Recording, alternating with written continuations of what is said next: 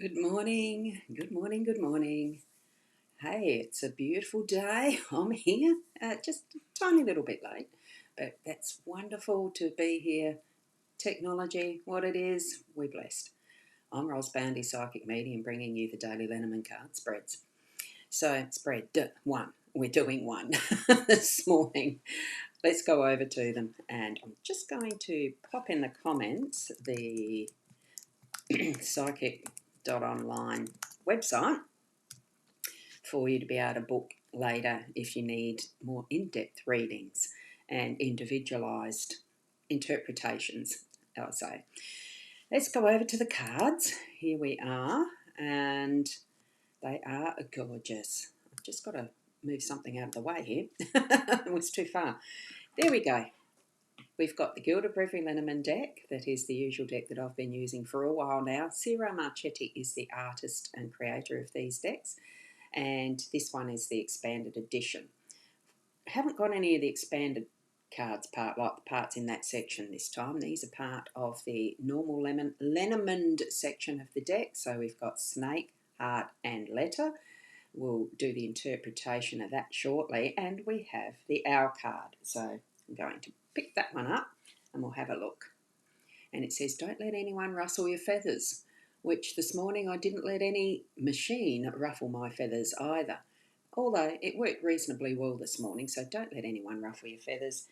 It's that bringing the calm into your day, allowing yourself to sit and watch more than speak and be able to take it all in and just not be ruffled at all.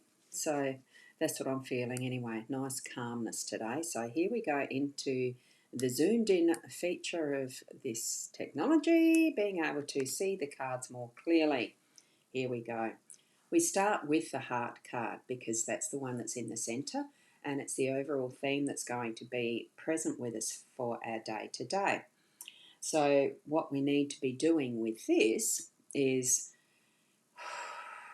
breathing all that love, unconditional love. There's a triple layer of it here instantly that I see every time I see this card. It's the one in the centre with the red heart, the inner heart, that shape that is made by the swans meeting at the centre of this, and the outer shape of the heart that's made by their beautiful design of who they are, of what their innate physique is. I was just trying to think. And I would say even the quality of what their love is, because the story with swans is they are a monogamous relationship for their entire lives. They have one partner and one only. And that's how this is represented in that gorgeous design of a unique and unconditional love. Bring that to our forward mind, to our heart, to, from our heart, to everyone else's heart, connecting together today in that gorgeous loving energy of what is unconditional love. Not always easy, especially in your own situations. You would know what it's going to mean to bring that to your focus and really allow that energy to wash through all of your day. To be the biggest influence is that unconditional love. Set that path in motion now by promising yourself that that's how you will look at everything that you're doing today. It's with that unconditional love as much as you can. It's not asking for the impossible. Okay, so Spirit knows. So that's our focus and our central theme for the day today. As we're looking in our hearts, in our home space with this, that's the snake occupying it, we can consider that our whole beingness is the tree that is growing this fruit in respect of the central theme for our home. It's that we have created, it's that we've grown, it's that we've brought into this space of our world, and that we are protecting it. We've got the snake in its natural environment. It crawls around trees, it can be on the ground, it can be anywhere. But in this instance, I do feel that abundance that we have grown in our home space is actually being protected It's not the temptation that the snake gave to Eve to bite of the apple of the tree of knowledge.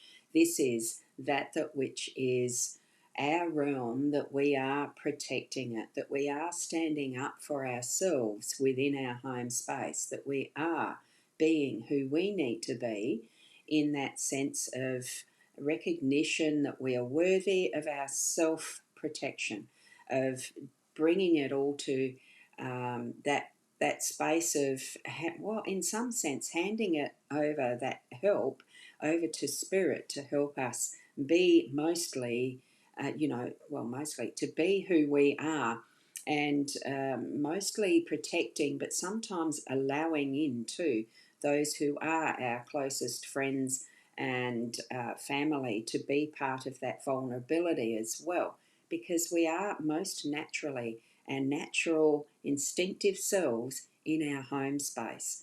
That's where we can relax and let down our guard and be able to be our best. Well, are we sometimes our best self? We're probably more often than not our worst self in our home space, because we can let down all of those expectations and just be you. I'm going to be me.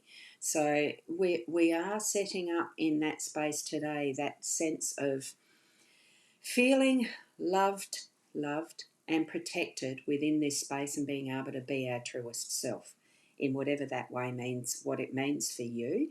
Sometimes we can discover, self-discovery. Sometimes we can discover for ourselves some little nasties about that inner self too. We do experience the full range of emotions and feelings, most especially in our home space, because, like I've said just previously, that we are in what we feel is our space, our safest space, and being able to let go of those expectations that others hold of us. And, well, we're letting down that veil and guard a lot of the time as well to be our natural selves. And those around us love us anyway, despite how we sometimes behave. Okay? But I do feel that loving protection that is happening in the home space today. Now, in our workspace, oh, good morning, Shaz. Lovely to have you popping in.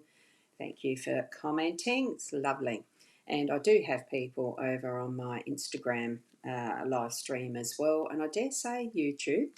I do have the destinations going to all places, which with workspace here, our business space, our workspace, it's the letter. The letter is communication.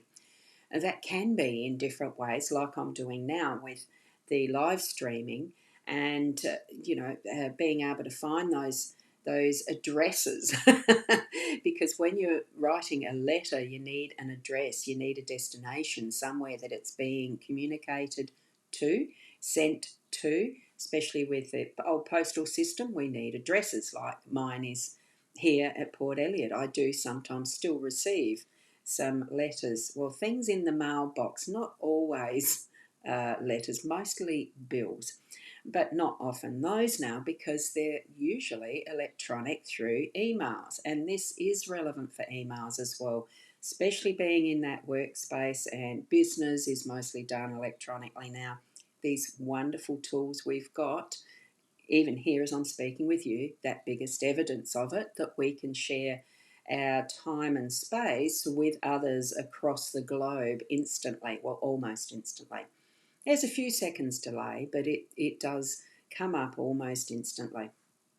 So we've gone pretty much from the snail mail to be able to do our texting, our messaging, our emails, and all of that type of thing almost instantly.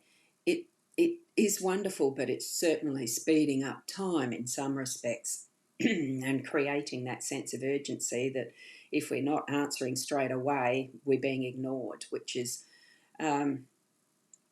so many aspects of this technology filled world can be detrimental and sad, really, that we don't take the time to create thought onto paper through our hands and the inks we use and the art that we can add to that. It's all subjective, really. What do you feel most comfortable with? How do you feel most comfortable communicating with those in your workspace?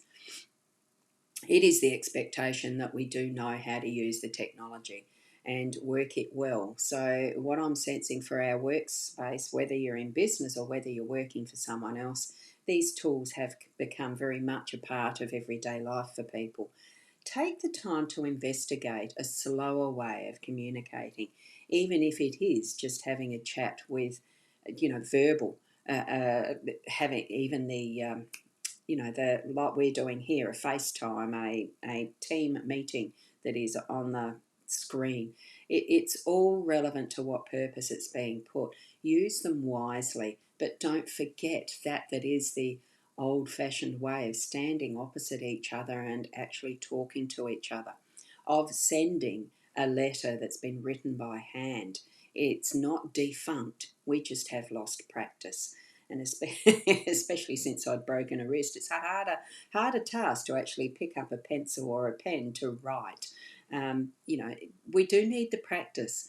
And I think as well, with that loving energy around our workspace, bring that as well into the foreground and have that understanding as we're communicating with others. Sometimes we do need to step into another's shoes to understand where they're coming from with how they are themselves trying to put across and for us to understand as much as we need to think about how we are putting ourselves across and explaining something so that the person that we're trying to explain it to can understand it.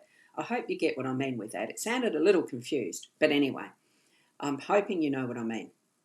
Ask Spirit to give you those nuances of explanation that I fail with, but that's all right.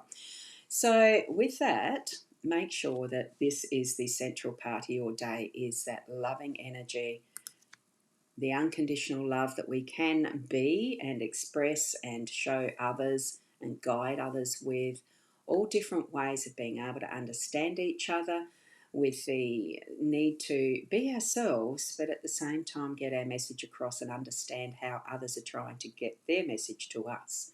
Okay, so it's going to be a beautiful day with that loving energy around. So bring that to your focus. Keep being the best you that you can be, and I'll see you tomorrow. So for now, bye. Oh, I nearly forgot the namaste. Namaste.